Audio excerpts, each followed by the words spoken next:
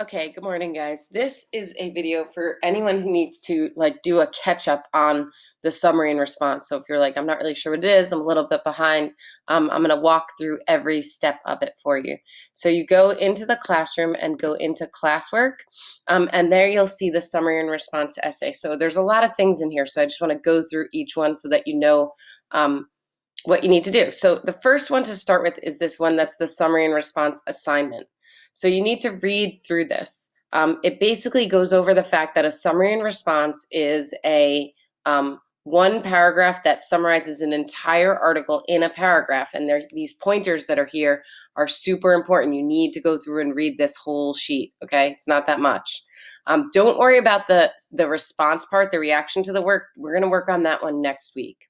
Okay, but for now, you need to start with reading that assignment document. The next thing to do is go to this model.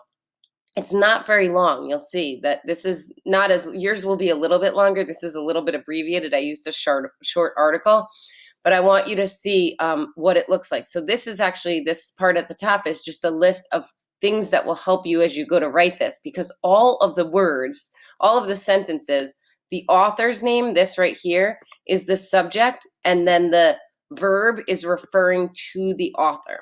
So Roxane Gay describes, using humor and reflection, she takes, right? So she is the subject, which is referring to the author, and takes is the verb.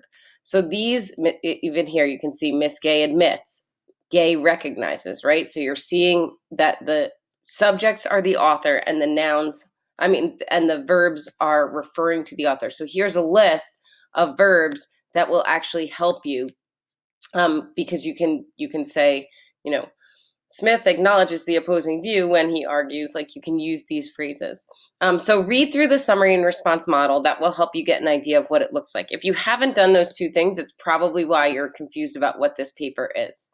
The next thing to do is to find an article online. So the way that I would do that is I would just start on any, maybe like I'm going to try the New York Times, and I'm interested this week in the ozone layer because I read an article yesterday that there's like this actually new huge hole in the ozone layer. So I thought that it was shrinking, because you can see this article from 2016.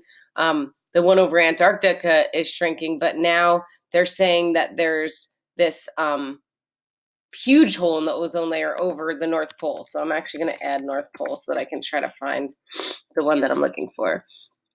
But look, even without clicking on these, I can see the date. So this is 1988, this is 1986, 1987. So these are not really giving me what I'm looking for. Here's 2011. So what I'm going to do is get rid of New York Times, because they have not posted one recently, I guess.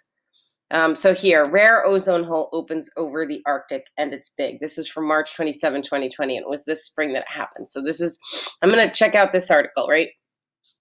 So I then am going to read this article, make sure it's what I want, right? And you guys, I would highly suggest reading a few articles and then going back to what you want.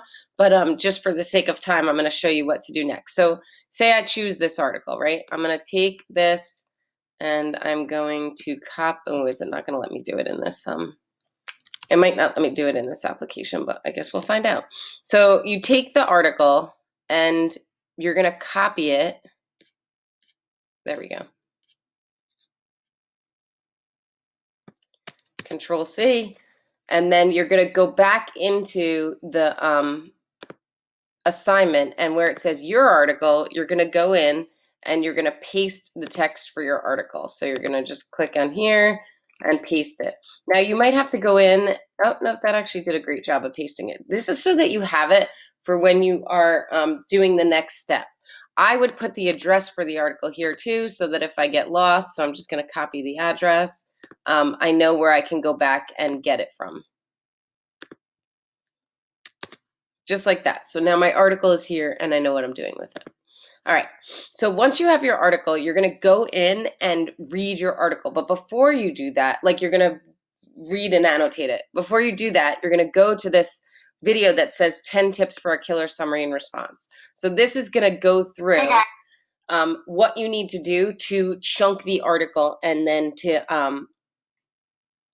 take the notes that you need to take on it. So please watch that video next. So if you're taking notes right now, first, the order of things to do is first read the assignment sheet, then you need to read the model, then you need to go find your article and paste it into your document, then you need to watch this video, then you need to go back to your article and take notes, and then you need to go to this outline. So everyone has their own outline, and this is what is due tomorrow in class.